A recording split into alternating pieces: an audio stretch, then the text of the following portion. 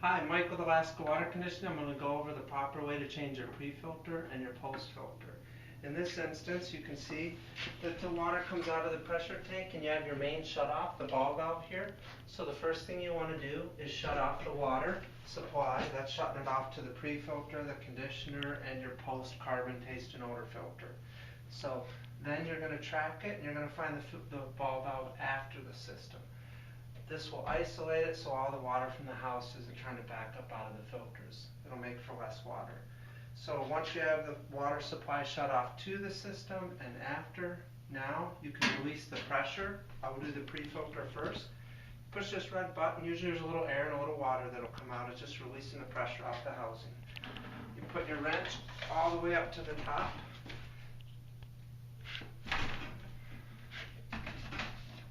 Go right to left. And now, usually it's fairly heavy because it's full of water and it's got sediment, so you keep one hand underneath it. It's good to have a bucket under it. And when it's getting ready to come off, the water will start to come out. Then you can just dump the water.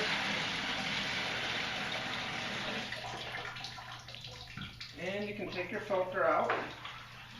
This one's not too dirty. A lot of times they're fairly orange.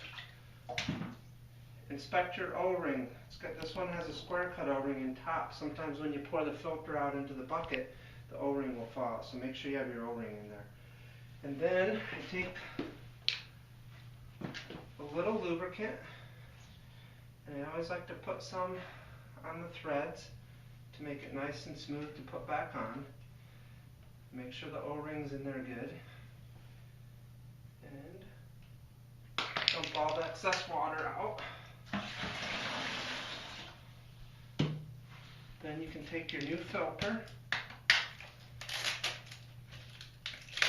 And we have all types of filters, 20-inch, 10-inch, 4.5 by 10, rope pleated, all filters that you're going to need. Stick the new filter in there.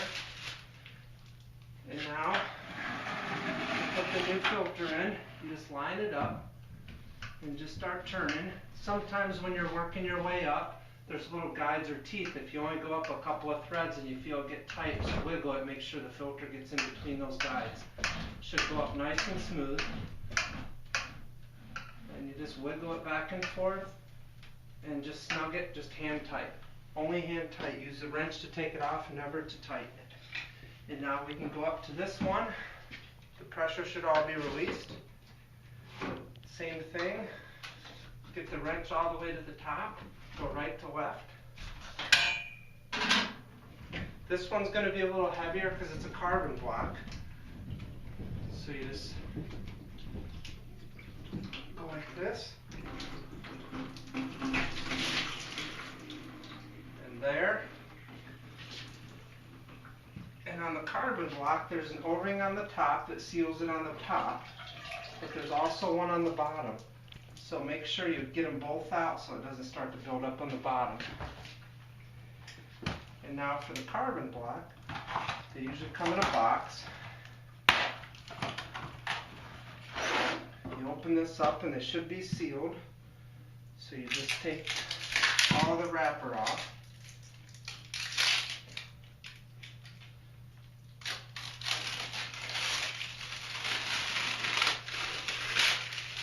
In some of these you're going to see that they add an extra O-ring. As long as you have an O-ring on the top and one on the bottom, this is an extra one. Not sure why they did that, but it confuses people. Just throw it away. Put it in the housing. There. You could dump more water out too. It'll make it easier to put it back on. It'll be a little lighter. Put some lube on the thread. Make sure the O-ring's in there still. There's different housings out there. Some have a round O-ring. This is a square cut one. If you ever need to replace your O-ring, make sure you notice which type you have so you get the right one. There's a lot of different manufacturers for the housings. So now I'm going to put this back on, same as I did the pre-filter. I'm going to get it started from here.